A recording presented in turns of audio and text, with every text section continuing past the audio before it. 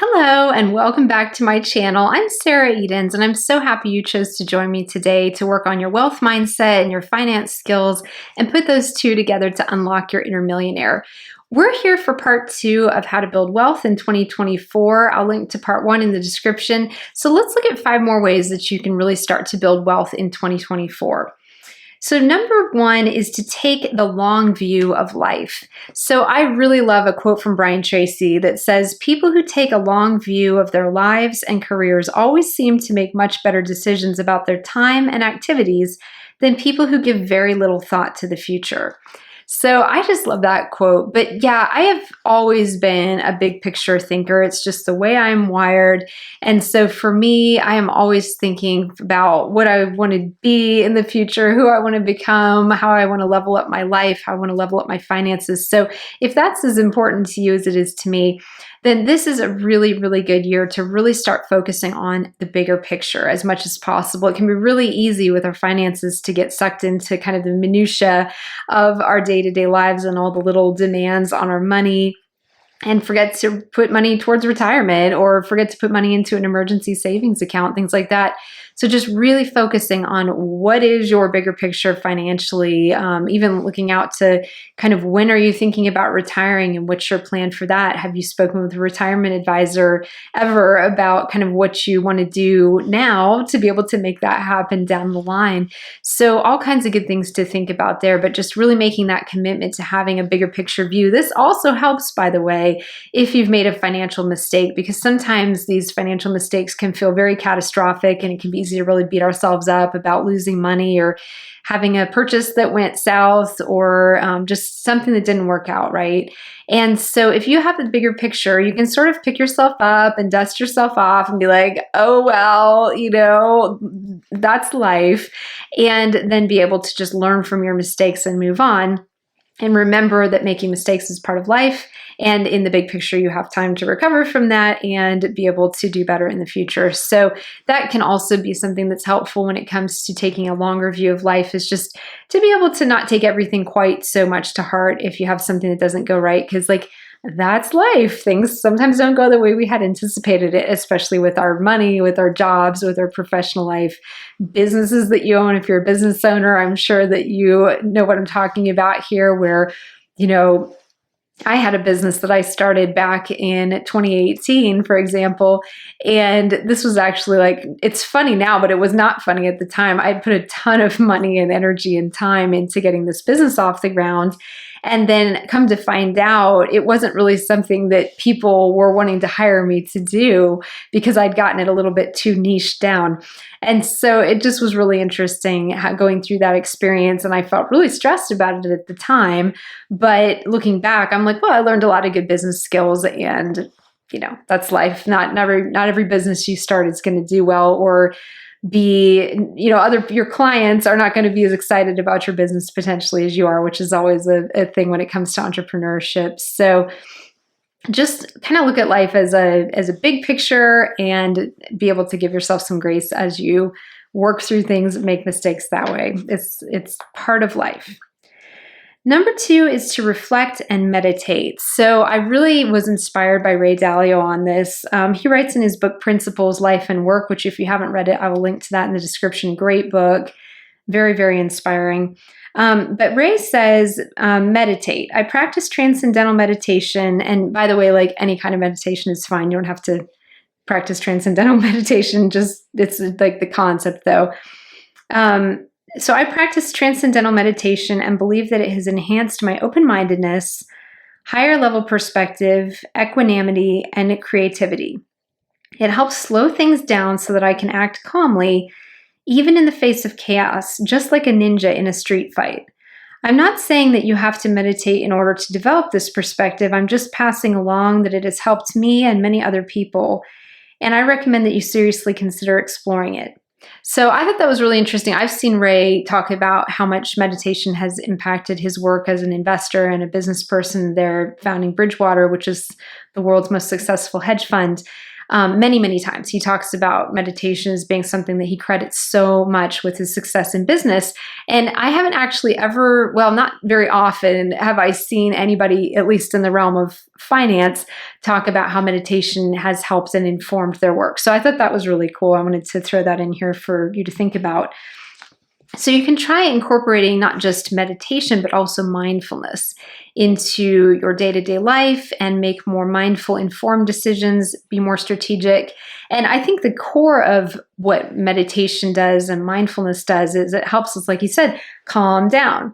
And when we're calm, studies have shown that we just actually make better decisions. Our brains function differently when we're calm than when we're kind of in fight or flight mode. And so that's really, really crucial to be able to make good decisions, is to stay calm and keep perspective. And so if meditation helps you to do that, or if there's some other pursuit that helps you to do that as well, like say, maybe your workouts help you be calm and centered, or maybe spending time in nature, maybe you have a craft or a hobby that you pursue that really helps you stay centered and grounded, whatever that looks like for you. But that's something that you can do to then help you like make better decisions and build your wealth in 2024.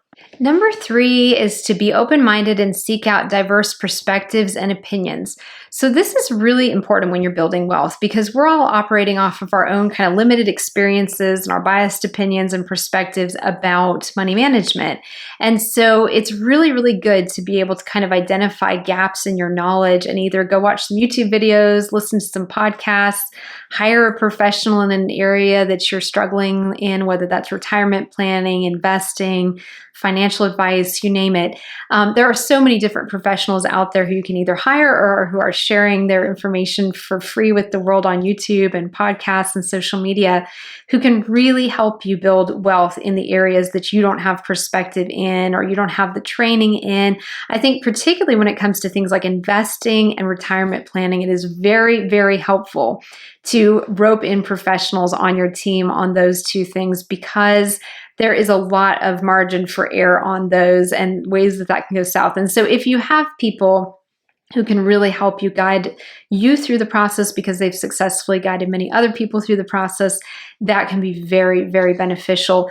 I think that one of the things that I really learned from Ray Dalio's work and from reading Principles, which again, I'll link to in the description, is that making good decisions is a really key component of being successful. And one of the ways we make good decisions is by reaching out for help from professionals when we need it, and having that wealth of knowledge, not just relying on our own knowledge to be able to get through life, but reaching out to other people and bringing them in and consulting them in when we need to, learning from others and enriching our perspective that way. Ray has a great quote that I heard him say on a podcast, I think it was a year and a half ago. He said, "There are only 2 things you need to do to be successful. First, you need to know what the best decisions are. And second, you have to have the courage to do them." And that is a quote that I have up where I can see it every single day. And I really love that, because knowing what the best decisions are is half the battle, and then having the courage to do them is the other half of the battle. And those are the 2 things you need to do to be successful. So when it comes to building your wealth, it can be really helpful when you're at a crossroads and you're making a big decision financially, to bring somebody in on your team, hire somebody in to be able to sit down with a financial advisor, an investment advisor, retirement planner, and say, "Hey, here's my thoughts on this. I'd really like your perspective on this as well." And that can just be absolutely invaluable. So the more that I go through my journey of managing my money, I really notice, and building my wealth, what I really notice is that the ultra wealthy always have teams that help them build their wealth. They're not there like just DIYing it. You know, they've got teams of people that they rely on to be able to manage their money, do their taxes, advise them on their investments, advise them on their retirement planning. And so we may not all be able to afford the big wealth management teams that the ultra rich have, but there are a lot of professionals that we can afford to hire. And even if you can't afford to hire anyone, many of these professionals are sharing their information completely for free on YouTube and podcasts and social media. And so definitely really reach out to those resources as you need them to be able to make the best decisions for your finances this year and grow your wealth to the best ability you have. Number 4 is to get good at spotting opportunities and jumping on them when they come your way. So I was really inspired by reading Warren Buffett's autobiography. It's called Snowball. I'll link to it in the comments below. It's a great book, absolutely hilarious read. It is not the kind of dry, dull kind of my life of a financier, like sort of book that you would expect. He has just got this really droll sense of humor, and he's very self-deprecating and very humble and just absolutely, very inspiring man, as well as having done very well for himself financially, obviously, with investing at Berkshire Hathaway. But he has a great quote that I found when I was doing a piece on him. He said, "Opportunities come infrequently. When it rains gold, put out the bucket, not the thimble." And for all you sewers out there, the thimble is kind of that little metal or plastic cap that would fit over your finger back in the day when people were sewing by hand so you didn't poke your finger with the needle. So he's talking about, are you going to go out with a big bucket to catch the gold, or are you going to go out with a little tiny bucket? And so I really like that perspective of having that component of what goes into wealth mindset, which is being able to spot opportunities.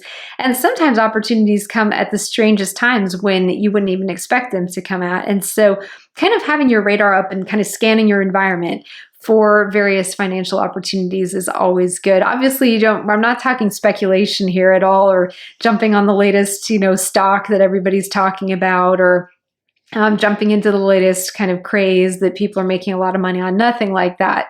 But when you can really get to the point where you're able to recognize, yes, that's a good financial opportunity, or yes, that's a good professional opportunity for me, or a good professional networking opportunity, because it's not just, money in and of itself. It's also like your ability to earn. So it's like, how are you building your professional network?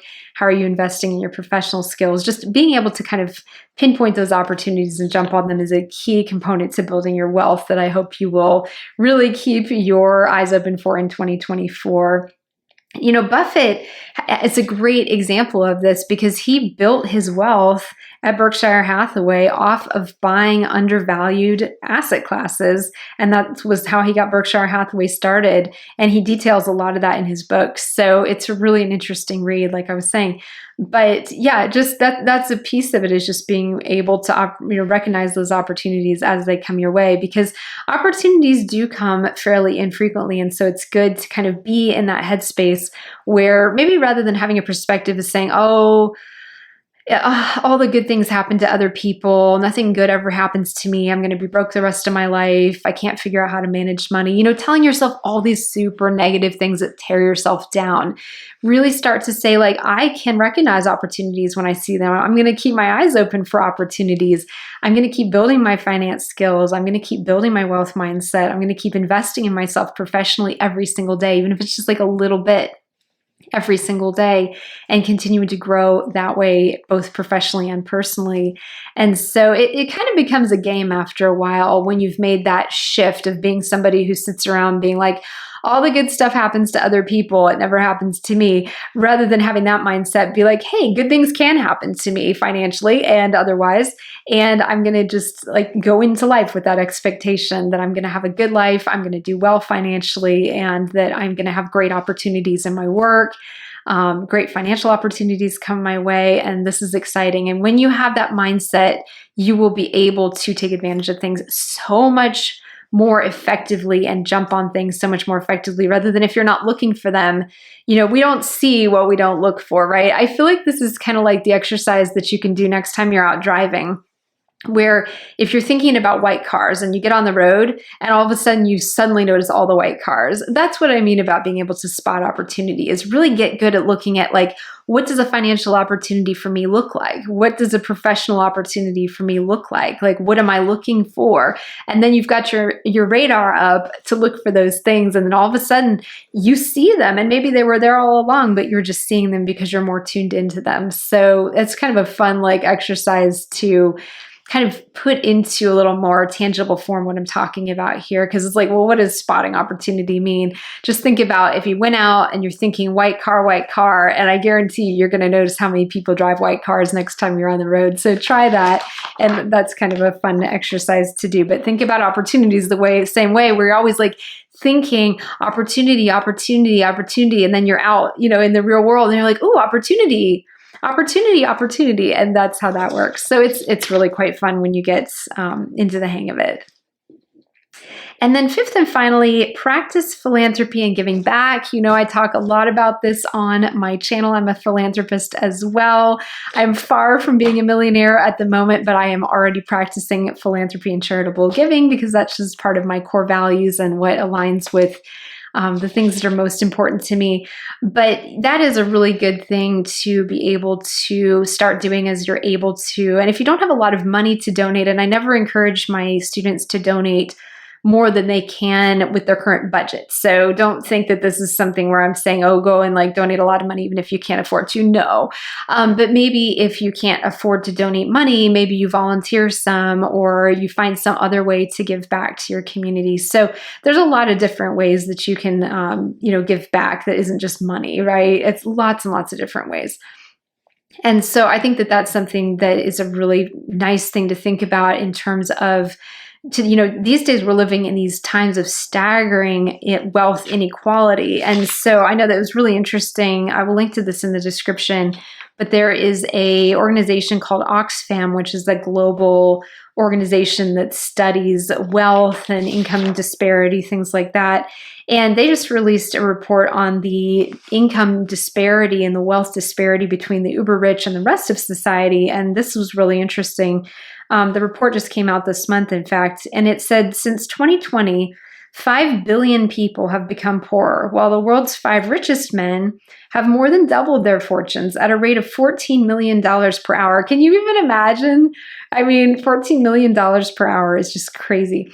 Meanwhile, people worldwide face a prolonged cost of living crisis, which I can absolutely attest to, and I've done a bunch of videos about that. If you want to watch my inflation playlist on YouTube, which I will link to in the description, but that is something where I talk about how to deal with the cost of living crisis we're in, climate breakdown, and conflict. Many are still reeling from the pandemic and working harder and longer hours, often for poverty wages in precarious and unsafe jobs.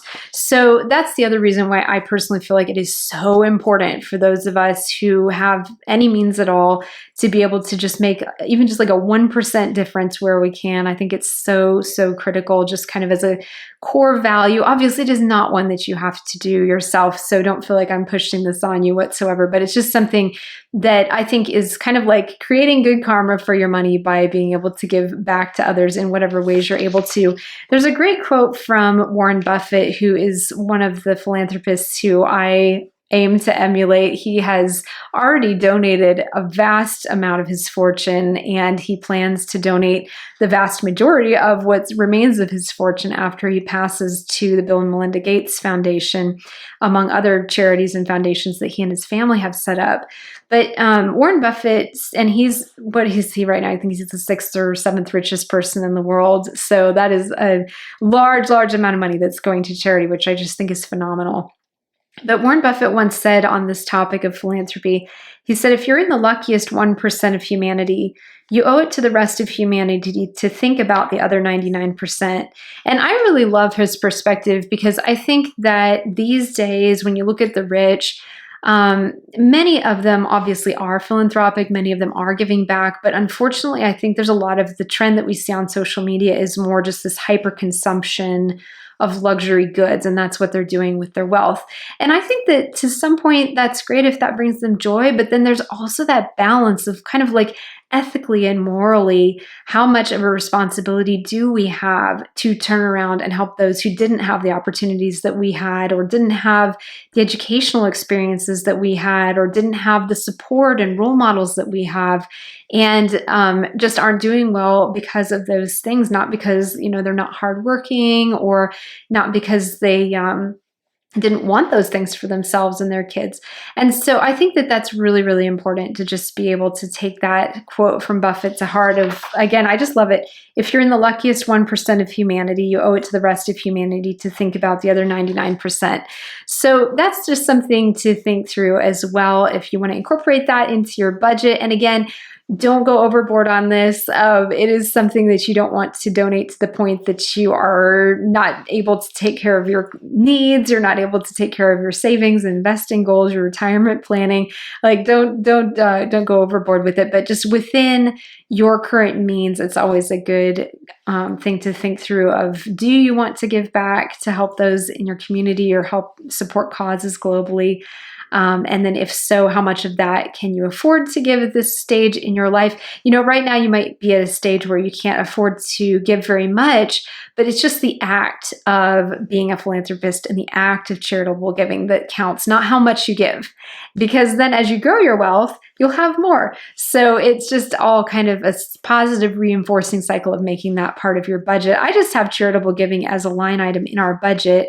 And then as I have, additional things that come up throughout the year that I'm like, oh, wow, like that just popped up and I really want to support that, or I heard about this or I heard about that, then I'll look and see how I can flex my budget around being able to kind of support some other things throughout the year. But I have charities that I just support on a monthly basis that I've committed to doing that. And that works out really well for our budget, and it works out for them because they've got just reliable monthly donors. And so you can do one-time donations, you can do monthly donations. A lot of places have options for both. So just something to really begin to explore if that's something you want to incorporate into your overall wealth building strategy. I know it sounds a little counterintuitive to say build wealth by giving it away, but I really think it's about kind of that flow of money from our job into our lives, and then being able to say, we've been so blessed, we're so fortunate, we're able to let that money, at least as much of it as we can afford to, we can let that money flow out to bless other people and make the world a better place. And so that's just something that I wanted to add in as well. So those are my tips for how you can start to build wealth in 2024. Check out the description box below for part 1 of this series. Thank you so much as always for joining me, and I will see you again soon in my next video.